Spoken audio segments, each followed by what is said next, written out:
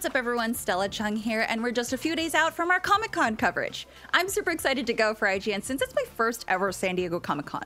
I might bring some cosplays, but we'll see. I feel like it's gonna be really hot. But before all that, it's time for your daily fix. In today's episode, Activision confirms Modern Warfare 2 cosmetics and weapons will carry over to the next game.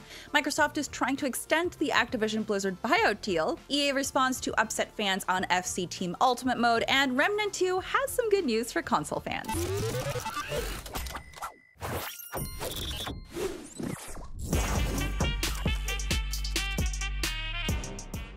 Activision has confirmed that Modern Warfare 2's weapons, bundles, and operators will carry over into Call of Duty 2023.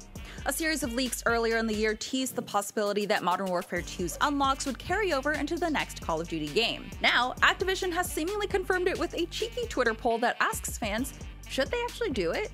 Call of Duty 2023 developer Sledgehammer Games was among the first to retweet the post. Digital items don't usually carry over to the next Call of Duty game, but Activision recently came under fire when it revealed that its original Warzone cosmetics would not carry over into Warzone 2.0. That seems to have forced the company to have a change of heart. Now it looks as though you'll be able to take all of your favorite operators and cosmetics into the next game, which everyone thinks will be Modern Warfare 3. If it is another Modern Warfare sequel, that's a good enough reason to allow your previous Modern Warfare cosmetics to carry forward. Whatever the case, it's a nice bonus for current Call of Duty players, and it might give even new fans a good excuse to pick up Modern Warfare 2. Modern Warfare 3 is set to continue the story set out by last year's Modern Warfare 2 campaign, and comes just a year later, breaking a release tradition of alternating between Modern Warfare, Black Ops, and other sub-brands on an annual basis. Leaked images and information for Modern Warfare 3 appear to have submerged from a closed alpha test. Snippets of unconfirmed info suggest the return of Call of Duty's classic minimap, which is sure to be a crowd pleaser. Perks are supposedly gear categories, ninja returns,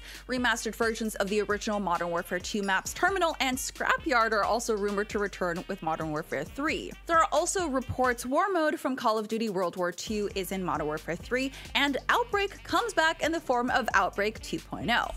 But of course, that's all to be taken with a grain of salt since they're just leaks. Hopefully, we get some actual confirmation on endgame content soon for the next Call of Duty. Microsoft's Activision Blizzard buyout has hit yet another snag as the companies enter talks to extend the deal's original deadline. As we told you yesterday, the deal was set to close today, July 18th, but has been plagued by problems.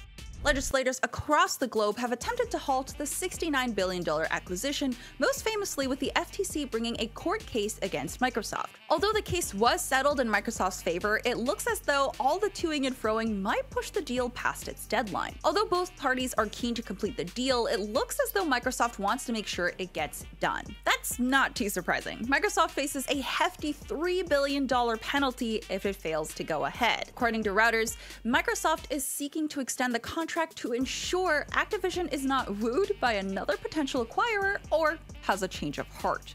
Although there's still time for the deal to go ahead by the end of the day, it's looking unlikely. For one thing, the UK's ruling against the acquisition by the Competition Markets Authority is being appealed by Microsoft. That appeal was put on hold yesterday for 2 months to allow time for negotiations. We're grateful the UK's Competition Appeal Tribunal has conditionally agreed to pause the formal appeal process subject to additional information. This is what a Microsoft spokesperson said in its statement sent to IGN. As we've said before, we're considering how the transaction might be modified to address the CMA's concerns. Microsoft and Activision Blizzard have agreed with the CMA that this is in the best interest of finding a prompt path forward. As the process draws on, it's looking less likely that Microsoft would risk closing the deal before agreeing terms with UK legislators. So, for now, the Activision Blizzard buyout is still up in the air. FC 24 is EA Sports' first post-FIFA football game, and it's letting male and female football players play with and against each other in Ultimate Team mode. As you might imagine, some fans were upset that you can mix players in this video game. Some fans in the FIFA community claimed that mixing women and men in Ultimate Team was unrealistic and didn't give a quote authentic football simulation. Some said they felt women would struggle to compete with men in real life, and so they should struggle to compete in FC 24 too.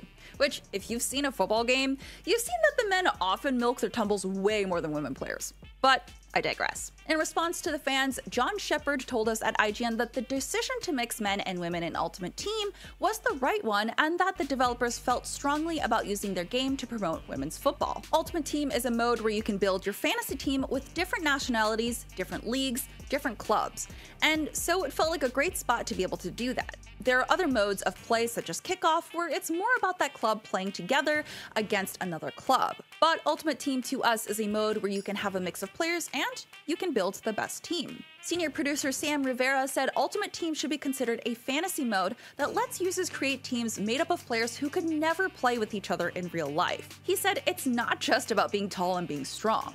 The core of the message here is if everything is equal, they play the same way. Ultimate Team's player stats will determine how the player will perform on their teams. No one is at an inherent advantage or disadvantage over anyone. If a male and female player have the same attributes or stats, the same height and same mass, which is governed by weight, the outcomes on the virtual pitch are the exact same. FC is letting you create the ultimate fantasy team. Lean into it and see how it goes. Gunfire Games announced that Remnant 2 will have a 60 FPS performance mode on consoles.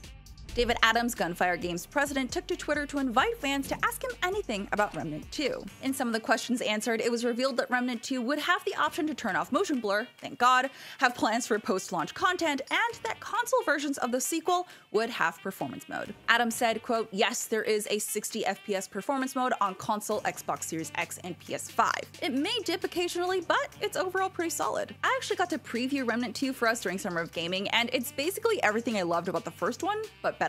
The boss stages are much more unique, and the map looks absolutely gorgeous and vibrant with brand new strange plant life. Remnant 2 is set to launch this month on the 25th, so keep an eye out if you're a fan of the first. What's your favorite operator or skin you've bought in Modern Warfare that you're happy to see come over to the next Call of Duty? And do you think anyone else would actually buy out Activision Blizzard? Let me know your thoughts in the comments. Now that you're all caught up on the news, be sure to stay tuned this week for all of our on-site Comic-Con coverage in San Diego. Follow us on every social media, subscribe to our YouTube and The Daily Fix on Snapchat. I'm Stella Chung, keep on gaming, and I'll see you next time.